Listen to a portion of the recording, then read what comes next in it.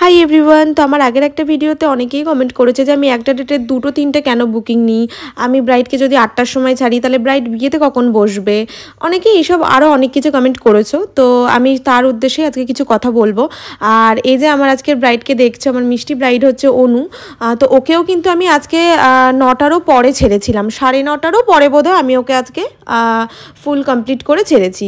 তো সবটাই বলবো, মানে যারা কমেন্ট করেছো তাদের উদ্দেশ্যেও বলবো, আর আমার আজকের ব্রাইডকেও আমি ছেড়েছি লেটে কেন সেটাও বলবো। তো আগে বলি যে আমি একটা ডেটে দুটো তিনটে বুকিং কেন নিই।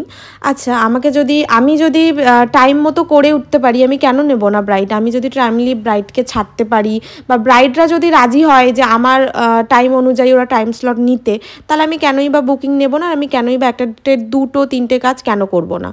আর হ্যাঁ, অনেকে কমেন্ট করেছে যে ব্রাইডরা তো লেট করতেই পারে। হ্যাঁ, ব্রাইডরা অবশ্যই লেট করতে পারে, ব্রাইডরা কেন লেট করবে না।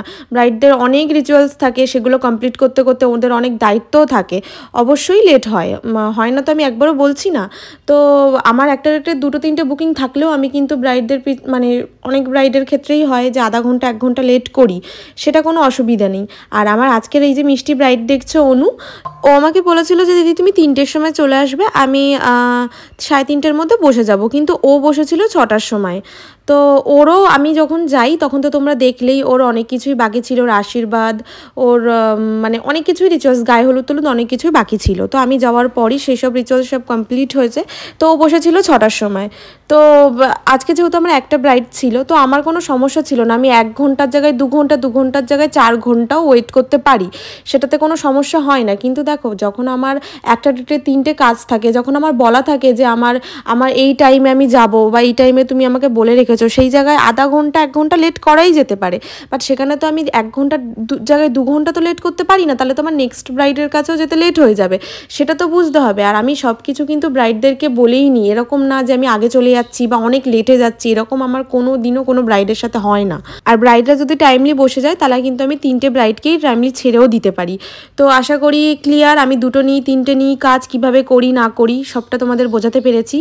এবার বলি, আমি ব্রাইডকে 9টার সময় ছাড়লে, মানে তোমরা বলছো যে 8টা 9টায় ছাড়লে ব্রাইড বিয়েতে কখন বসবে, তোমাদের চিন্তাটা অনেক বেশি, আর অনেক মনে হচ্ছে তোমাদের হাতেও অনেক টাইম থাকে, যার জন্য তোমরা এত বড় বড় ফর্দ আমাকে পাঠাও লিখে লিখে। তো তার জন্যই আমি একটু টাইম নিয়ে তোমাদের একটু রিপ্লাই করি, কারণ তোমরা এত কষ্ট করে আমাকে মেসেজ করো, কমেন্ট করো, তো তোমাদেরকে রিপ্লাই না দিলে আমার আবার ভালো লাগে না। তো যাই হোক, তার জন্যই তোমরা এত করে কষ্ট করে কমেন্ট করো, আমার তো রিপ্লাই দিতেই হবে। তো আমার ব্রাইড যদি 6টায় বসে, তো আমার তো ব্রাইডকে সাজাতে আমার তো মিনিমাম তো 2-3 ঘন্টা লাগে, তাহলে তো আমার 8টা 9টায় তো ছাড়া, তো এটা তো স্বাভাবিক ব্যাপার না। তো লেট তো হবেই, তো 9টায় তো আমার যখন যে টাইমে বসবে সেই টাইমেই তো ছাড়বো। তো 9টায় আমার ব্রাইডের যদি না কোনো সমস্যা থাকে, তোমাদের কি এত সমস্যা সত্যি বাবা, আমি বুঝি না। যে আমার ব্রাইড যেখানে খুশি হ্যাপি, তাদের কোনো সমস্যা নেই, তার পরিবারের বাড়ির লোকের কোনো সমস্যা নেই, তোমাদের এত কেন প্রবলেম হয় আমি তো বুঝে পাই না। যাই হোক, আশা করি তোমাদেরকে আমি রিপ্লাই করতে পেরেছি, উত্তর দিতে পেরেছি ঠিকঠাক। তো এবার আসি আমার মিষ্টি ব্রাইড অনুর কথা। তো দেখতেই পাচ্ছ আমার কিন্তু অলমোস্ট কমপ্লিট, মানে ফেসটা ওর। আর আমি শাড়িটা লাস্টেই পরাবো, আর হেয়ারটা ক্রিম্পিংও আগে থাকতে করে রেখেছি, কারণ ঘরটাও প্রচণ্ড গরম ছিল আর ওরও ভীষণ ঘাম হয় একটুতেই, তো তার জন্যই। তো দেখতেই পাচ্ছ আমার ব্রাইড কিন্তু ফুল কমপ্লিট, শুধু টোপরটা সেট করা হয়নি এখনও ঠিকঠাক করে, আর নথটাও বাকি ছিল পরানো। তো ওই জন্য একটু মুখটা ফাঁকা ফাঁকা লাগছে। তো আমি নথটা পরানোর আগে কয়েকটা ফটোজ নেব বলেই আর কি পরাইনি। তো আমার ব্রাইডকে কেমন লাগছে অবশ্যই কিন্তু তোমরা কমেন্ট করে জানিও। আর ওর ফুল লুকটা কিন্তু আমি ওর থেকে জিজ্ঞাসা করে ওর পছন্দ অনুযায়ী সবটা করেছিলাম। হেয়ারটাও এরকমই চেয়েছিল, নর্মালের মধ্যে। খুব পছন্দ হয়েছে, সবকিছু মন মতো করতে পেরেছি তো, খুব পছন্দ। যেটা ভেবেছিলাম তার থেকে আরো বেশি খুশি হয়েছি আমি, খুব পছন্দ হয়েছে। Thank you.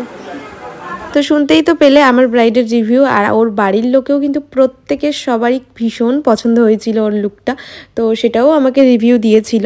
আর হ্যাঁ, আমার ব্রাইড কিন্তু মেকআপ আর্টিস্ট, তো একটু একটা মেকআপ আর্টিস্টকে যখন একটা মেকআপ আর্টিস্ট সাজায় তখন কিন্তু একটু ভয় কাজ করে।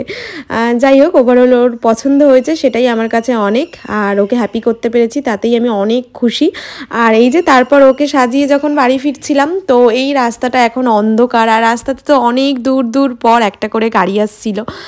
আর এত ফাঁকা রাস্তার দুই পাশে এত জলকট মানে ভেরি ছিল, মানে এত ঠান্ডা হাওয়া দিচ্ছিল কি বলবো, মানে মনটা মনে হচ্ছে এখানে নেবে খানিকক্ষণ দাঁড়িয়ে থাকি। তো আজকের ভিডিওটা কেমন লাগলো অবশ্যই কিন্তু কমেন্ট করে জানিও, আর ভালো লাগলে একটা লাইক করে দিও। টাটা।